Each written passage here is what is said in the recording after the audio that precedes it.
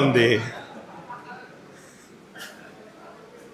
ఈనాటి విస్తృత స్థాయి సమావేశానికి విచ్చేసినటువంటి ముఖ్య అతిథులు, గౌరవనీయులు, పెద్దలు, మాజీ మంత్రివర్యులు పెద్దిరెడ్డి రామచంద్రారెడ్డి గారికి, జిల్లా అధ్యక్షులు పెద్దల ఎస్వి మోహన్ రెడ్డి గారికి, ఎమ్మెల్యే విరూపాక్ష గారికి, ఇన్ఛార్జి అబ్జర్వర్ గంగుల ప్రభాకర్ రెడ్డి గారికి, చాలామంది మాజీ ఎమ్మెల్యేలు, ఎమ్మెల్సీలు ఉన్నారు.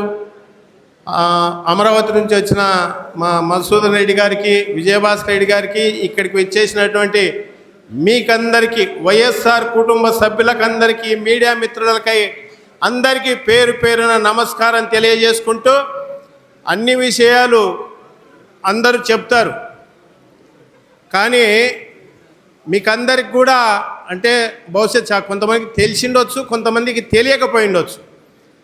ఎందుకంటే తొందరలో లోకల్ బాడీ ఎలక్షన్స్ రాబోతున్నాయి.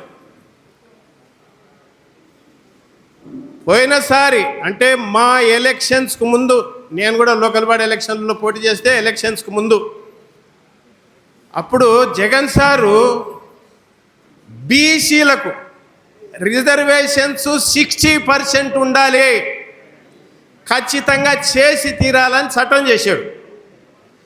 మహిళలకు అన్ని విభాగాల్లో 50% ఉండాలని చేసినటువంటి వ్యక్తి జగన్మోహన్ రెడ్డి. అంటే ఒక వ్యక్తి యొక్క చిత్తశుద్ధి, నిజాయితీ ఎలాగుంటుందో అని చెప్పడం కొరకే మీకు ఈ విషయం చెప్తున్నా, గుర్తు చేస్తున్నా.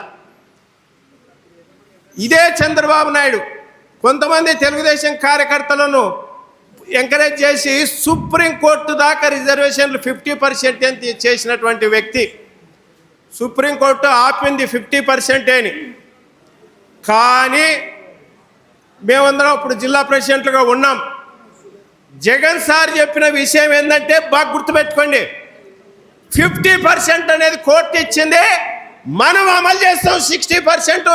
ఖచ్చితంగా ఓసీలను చోట బీసీలను, ఎస్సీలను, ఎస్టీలను, మైనార్టీలను పెట్టండి అని చెప్పినటువంటి గొప్ప మహోన్నత వ్యక్తి జగన్మోహన్ రెడ్డి గారు అన్న సంగతి గుర్తుపెట్టుకోండి.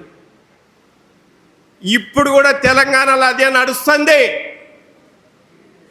మళ్ళీ అక్కడ కూడా కోర్టు కేసు 50% వేసి 60%, 50% అన్నారు. కానీ జగన్మోహన్ రెడ్డి గారికి ఉన్నంత ధైర్యం ఏ దేశంలో ఎవరికి లేదన్న సంగతి కూడా మీకు తెలియజేస్తున్నా.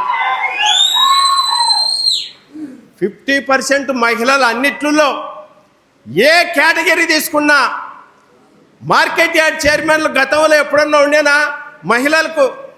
మున్సిపల్ చైర్మన్లు అయితే మా దగ్గర 52లో 28 కార్పొరేటర్లు మహిళలే.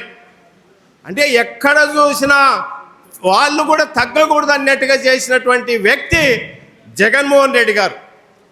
ఇప్పుడు కూడా ఏ కార్యకర్త కూడా భయపడాల్సిన ప్రసక్తే లేదు. డిజిటల్ బుక్ తెచ్చినటువంటి వ్యక్తి జగన్మోహన్ రెడ్డి గారు. ఖచ్చితంగా రెడ్ బుక్ అనేది తుడిచిపెట్టకపోవడం ఖాయం. ఇప్పటికే ప్రజల్లోకి వెళ్ళిపోయింది. ఆఫీసర్లు కూడా భయపడుతున్నారు తప్పుడు పని చేయాలంటే. ఏ ఒక్కరిని కూడా మనం కక్ష సాధించాం, కానీ మనల్ని ఇబ్బంది పెట్టిన వాడిని మాత్రం వదిలిపెట్టామని సంగతి ఈ సందర్భంగా తెలియజేసుకుంటూ, ఎందుకంటే మాట్లాడుతూ పోతే చాలదు నాకు ఈ టైము. వీళ్ళేమో 2 నిమిషాలు, మళ్ళీ ఈసారి నెక్స్ట్ ఇస్తారో లేదో అన్నట్టుగా కష్టం. అందుకొరకే ముగిస్తున్నా. దయచేసి ఎవరేమనుకోద్దండి. నాకు ఇచ్చిన ఈ అవకాశానికి పేరు పేరున అందరికీ ధన్యవాదాలు తెలియజేస్తూ సెలవు తీసుకుంటున్నా. Thank you.